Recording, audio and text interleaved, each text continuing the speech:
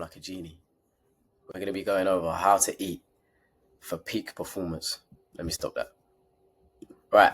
So the picture on my right, I'm in the gym training and enjoying that training session. I remember that training session quite vividly, actually. There's a certain fuel that I used, certain way that I set up that day to eat, to enjoy that training session. Now, to the left of me is me on a call, in a task, deep, locked in and enjoying it. And ultimately, these are two examples. These are two things that, for me, I used to not enjoy that much, or I used to dread doing. And now I'm in a place where I enjoy both activities and tasks a lot. Now, nothing's changed.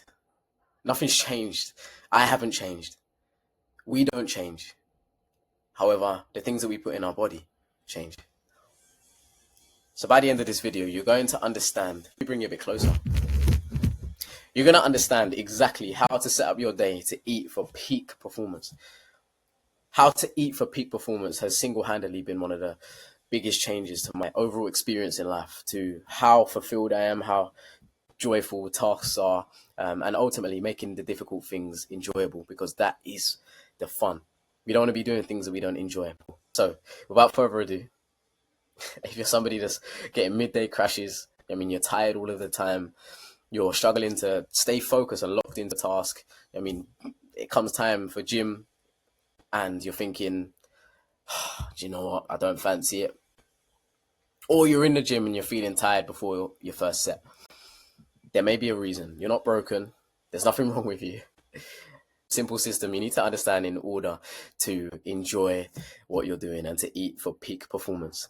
So without further ado, let's get into peak performance eating. Right. So first of all, we have to understand what does what. Hold on. I'll put myself here first. So we have to understand what does what. When it comes to our food, when it comes to the things that we're putting in our body, we have to understand what category of food does what. I'm sure that you can resonate on this, but I used to come home from work and school and whatnot, and food used to be my comfort. I used to see the sugary sweets and the chocolate bars and the high processed foods, and it used to be really comforting, obviously because it tastes good. That's what it's designed to do, and it would be very pleasurable. However, the moment I finished eating that, I would feel bad. I'd feel guilt. I would feel tired, and all of these symptoms would occur simply from just, having all of this pleasurable food. And I've written here that food is fuel first. Hold on, my bench is shaking. By the way, I promise I'm not crying. I've got a little bit of hay fever. I've been acting up a little bit. So, yeah, I ain't crying. Let's just get that out quick. I'm not crying. So anyway, food is fuel first and pleasure second.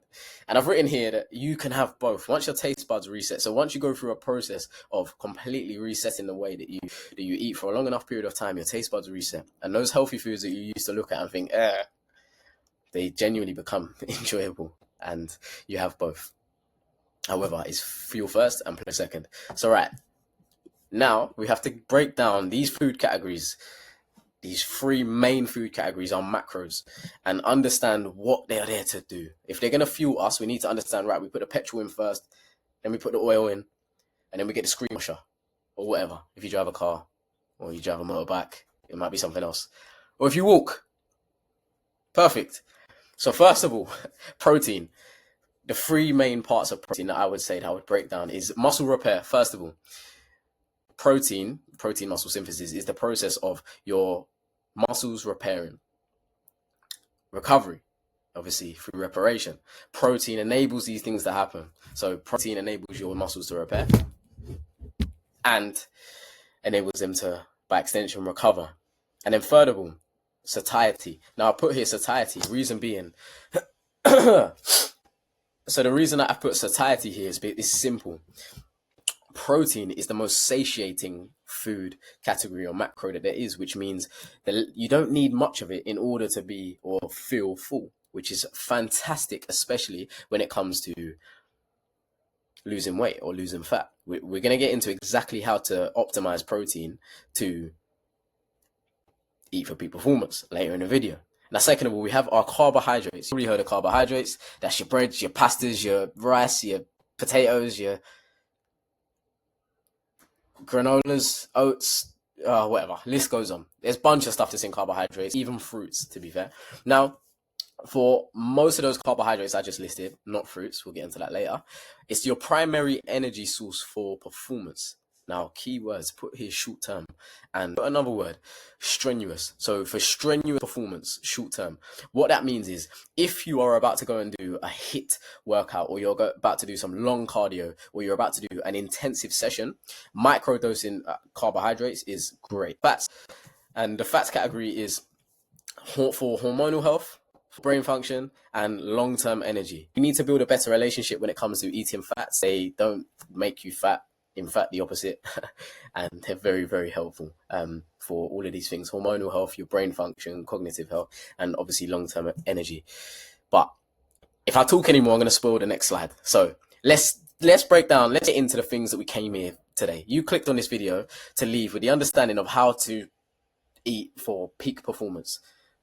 That's what we're going to get into. So without further ado, look, I call this performance macro split. Yeah? If you like that, protein. So I've written here, this is how we're reframing it. This is how we're reframing those three categories, those three macros that we just went through. This is how we're going to reframe them in order to eat for peak performance. So first of all, protein. We have to prioritize it in the first meal, especially. Now, again, depending on your training split and depending on your target. If your training split is very intense, then you want to be you want to be making sure that you have protein directly after your workout, especially the more intense it is, or if you're doing weight training especially. Now, this, regardless of whether you're training or not, protein is the priority. So now if you're not training, I would suggest to go back to the original video 2 weeks ago, lean is law, or a couple of days ago. I don't know when I made that. Lean is law. So in order to get lean, on the days that you're not training, your carbohydrate intake should be very low. Your protein intake should be the main source of food. Simple as that. It should mainly be protein. And we're going to get onto why as we go through carbohydrates. So protein, as I said, prioritize it in your first meal. And we put here at the end first. Now we've rated this first to third, as in what is the most important and what should we prioritize, irrespective of training plan, irrespective of training split, any of that stuff. So just take this as a template. And this is how I went from somebody that, couldn't really focus on tasks, didn't really enjoy training, wasn't really progressing much in the gym, my strength wasn't going up, all of these things, until I got this macro split down to a T and understood what I need to prioritize. And protein is your number one priority. Now, this ain't your second, but we're going in order, okay? So carbohydrates is, I put here, micro dose for physically draining work. So anything that you're doing. So when it comes to training, especially anytime that we're training, we should microdose, which means small amounts of carbohydrates before our workouts. It's going to help us completely, just generally have more energy, and by extension, enjoy the overall experience of that training session more by having carbohydrates in our bloodstream. Next one. And also, sorry, with carbohydrates, let's not move on too quick. I feel like I'm being a bit quick today. I need to chill out a little bit. So I've also put on carbohydrates that this is the last thing you need to be prioritizing throughout the whole day. Now look, I'm talking to the minority here. If you want to be lean, you want to be ripped, you want abs, you want to build muscle, all of that stuff, which we all want to do, you need to cut these down to a minimum. Now, I'm going to tell you some things that are carbohydrates. Fruits are carbohydrates. Fruits are separate. They're carbohydrates, but we're separating them because they are amazing and you should have them. However, your breads, your pastas, your rice, your sweet potatoes, your normal potatoes, your this, your that, whatever it is. I'm not saying these things are bad. Bread and pasta, I would say probably not the best. But the rest of them, the sweet potatoes and all of that stuff, you can have. However, I would say minimal amounts, and after that you've prioritized your protein at the start of the day. And I would always have these carbohydrates always have these carbohydrates, ideally with a source of protein. So that might be, I don't know, I wouldn't just have carbohydrates by themselves.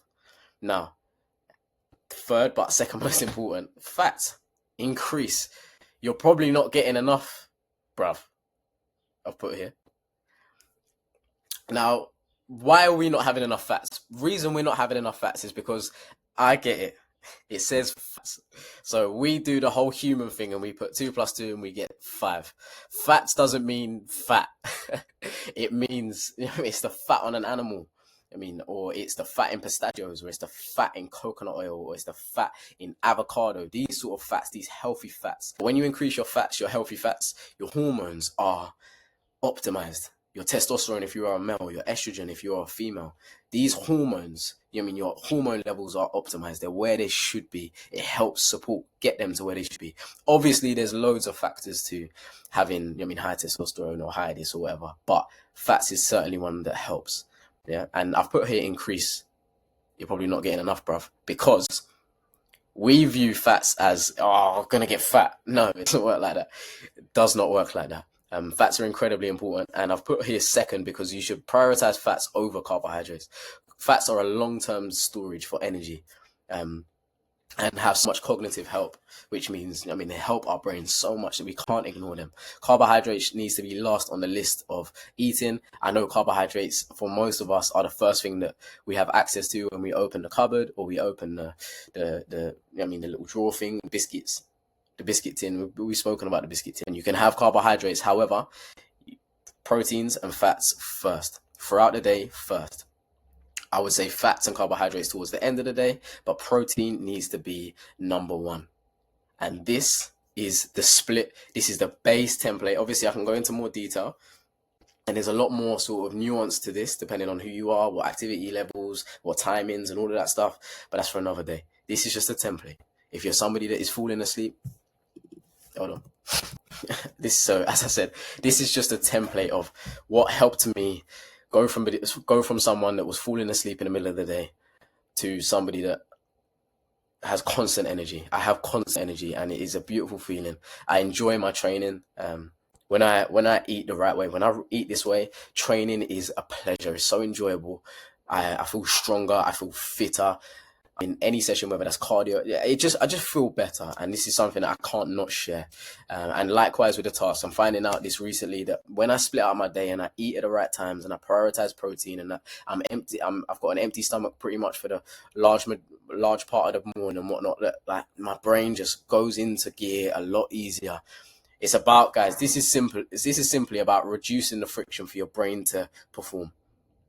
Eating the wrong way increases the friction for your brain to perform, and by extension, you to perform. You are your brain. So, without further ado, yeah, that's been it. This is just a template for anyone if you're struggling. As I said, if you're struggling, just stay awake in the middle of the day. I've been there. If you're going to the gym and you're really struggling to just get halfway through a workout and you leave early because you're not feeling it, it's not enjoyable. I've been there. If you can't lock in a task and you think you've got ADHD, you're going all over the place and you just pick up stuff, and I have also been there as well. There's nothing wrong with you.